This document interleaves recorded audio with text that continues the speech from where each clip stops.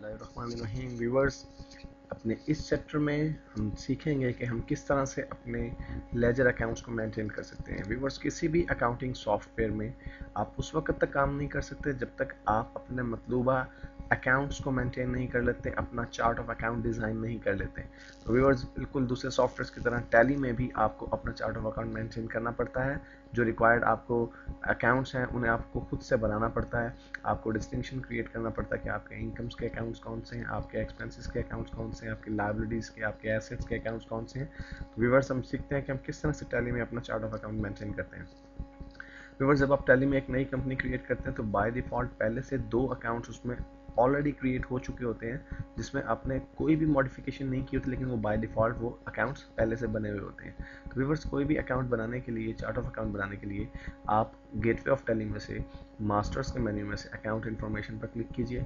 और व्यूवर्स, यहाँ पर अकाउंट इन्फॉर्मेशन में आपके पास बेसिकली लेजर्स भी हैं और ग्रुप्स भी हैं, लेकिन हमें पहले लेजर्स को देखना है, हमें चार्ट ऑफ अकाउंट्स को मेंटेन करना सीखना है। हम ग्रुप्स के ऊपर भी बाद में डिटेल से बात करेंगे। तो मैं लेजर्स पर क्लिक करता हूँ। व्यूवर्स, जब आप लेजर पर क्लिक करते हैं तो आपके पास 2 ऑप्शंस हैं, सिंगल लेजर और मल्टीपल लेजर्स।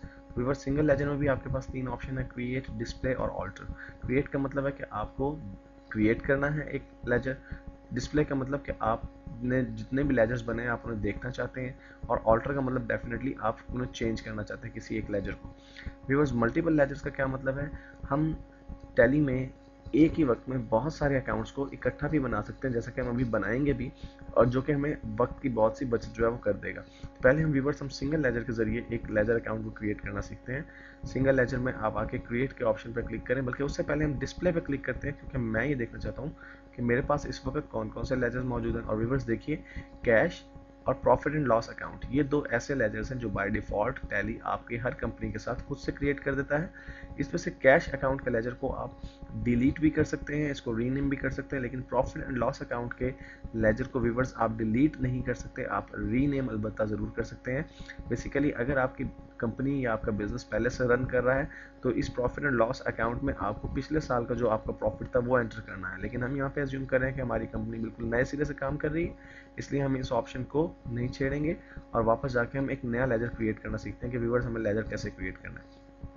व्यूवर्स, मैं सिंगल लेजर पर जाके क्रिएट के ऑप्शन पर जब क्लिक करूंगा तो मेरे पास जो है एक विंडो अपीयर हो जाएगी, जहां से मैं अपने लेजर को जो है क्रिएट कर सकता हूं। व्यूवर्स, सबसे पहले मुझे अपने लेजर का नाम अकाउंट जो है वो क्रिएट करना है, तो मैं अपने लेजर का नाम रखता हूँ। मैं अपने कैपिटल अकाउंट को क्रिएट कर रहा हूँ, तो मैं इसे लिखता हूँ अवैस कैपिटल। और व्यूअर्स, नेम के बाद यहाँ पे एलियस भी है। मैंने आपको पहले भी बताया था कि एलियस से मुराद है कि आपके अकाउंट का अनदर नेम, या आप कह सकते हैं निक नेम। ये कोई कंपल्शन नहीं है, कोई ज़रूरी चीज़ नहीं है, अगर आप इस्तेमाल करना चाहें तो कर सकते हैं, अदरवाइज आप इसे एज इट इज़ छोड़ दीजिए। व्यूअर्स, इसके बाद सबसे इंपॉर्टेंट चीज़ वो है आपको अपने अकाउंट की कैटेगरी डिसाइड करनी है, आपको अपने अकाउंट की कैटेगरी सेलेक्ट करनी है।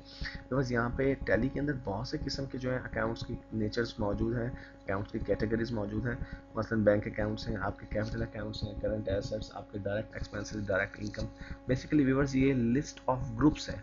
और अगर आपको याद हो, इस वीडियो के स्टार्ट में हम यानी ग्रुप्स को भी एडिट कर सकते हैं, ग्रुप्स को भी चेंज कर सकते हैं, और हम वो सीखेंगे भी। लेकिन बाय डिफ़ॉल्ट टैली में जो ग्रुप्स बने हुए हैं ये इतना सफिशिएंट है कि आपका किसी भी किस्म का जो अकाउंट है वो उसकी नेचर आपको यहाँ पे कहीं ना कहीं मिल जाएगी। तो व्यूअर्स, चूंकि ये मेरा कैपिटल अकाउंट है और बाय डिफ़ॉल्ट इसने कैपिटल अकाउंट को ही सिलेक्ट किया है, इसलिए मैं इसे चेंज नहीं करता। और definitely inventory values are not affected. जब आप अपने कैपिटल अकाउंट को क्रिएट करते हैं, जब आप अपने कैपिटल अकाउंट के साथ डील करते हैं, तो आपकी इन्वेंट्री इफेक्ट नहीं होती, इसलिए इस ऑप्शन को अब मैं नो रहने देता हूँ। व्यूअर्स, इसके बाद यहाँ पे मेलिंग डिटेल है। अगर आप किसी डेटर का अकाउंट फॉर एग्जांपल बना रहे हैं, या आप अगर आपके किसी अकाउंट की कोई ऐसी डिटेल है जिसमें नेम या एड्रेस या कॉन्टैक्ट पर्सन, टेलीफोन नंबर वगैरह आप इंसर्ट करना चाहते हैं, तो डेफिनेटली आप इंसर्ट कर सकते हैं। लेकिन मैं इन तमाम फील्ड्स को ब्लैंक छोड़ूंगा और टैक्स इन्फॉर्मेशन को भी ब्लैंक छोड़ूंगा। और व्यूअर्स, लास्ट ऑप्शन जो हमारे पास मौजूद है वह है ओपनिंग बैलेंस। यानी अगर आपके कैपिटल का कोई ओपनिंग बैलेंस मौजूद है, आपका बिजनेस पहले से जो है वो रन कर रहा था, तो आप यहाँ पे उसका ओपनिंग बैलेंस इंसर्ट कर सकते हैं। लेकिन मैं ओपनिंग बैलेंस इंसर्ट नहीं करूँगा और इसे एज इट इज़ ब्लैंक छोड़ देता हूँ, और इसको व्यूअर्स एक्सेप्ट कर देता हूँ और यस कर देता हूँ। जो ही मैंने इसे यस किया व्यूअर्स, दोबारा से ये विंडो जो है वो तैयार हो चुकी है एक और अकाउंट को बनाने के लिए। लेकिन अब मुझे यहाँ से एक और अकाउंट नहीं बनाना है, बल्कि मैं बैक पे जाकर देखना चाहता हूँ कि मैंने जो अकाउंट बनाया है क्या वो चार्ट ऑफ अकाउंट में ऐड हो चुका है।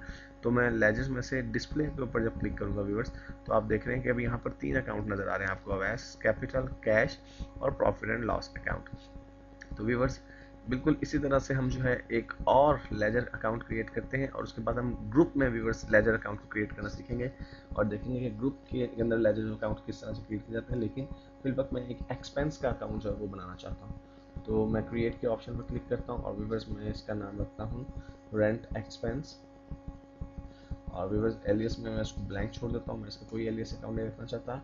अंदर ये मेरा जो है रेंट एक्सपेंस जो है मेरा एक्सपेंस है, इनडायरेक्ट एक्सपेंस।